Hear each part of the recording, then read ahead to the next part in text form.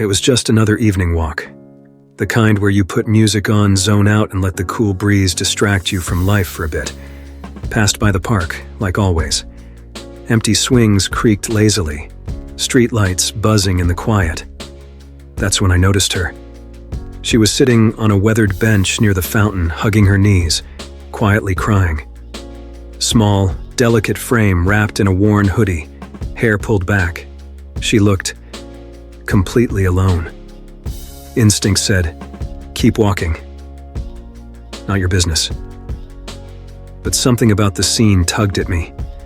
Looked like someone who wouldn't want to ask for help, even if they needed it.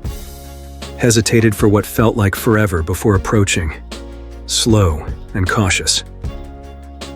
Sat down at the far side of the bench, leaving plenty of space. "Hey, you all right?" She sniffled and kept her face buried in her arms. Didn't answer at first. Almost got up to leave, but then softly heard, "I'm fine. You can go." I shrugged, stayed seated. "All right, but I'm not in a hurry. So, take your time." Didn't think she'd say anything after that, but after a long silence, she sighed and mumbled, "Why are people so mean?" Ended up just sitting there listening, not prodding too hard.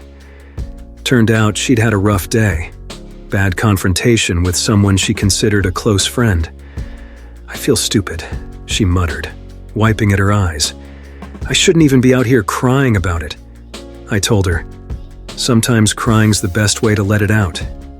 Don't feel bad about it." She glanced at me like she'd never heard something kind before, faint smile pulling at her lips. Didn't make it a deep conversation, didn't need to be. Talked about the fountain, how it probably looks nice when all its lights actually work. Dumb stuff like that.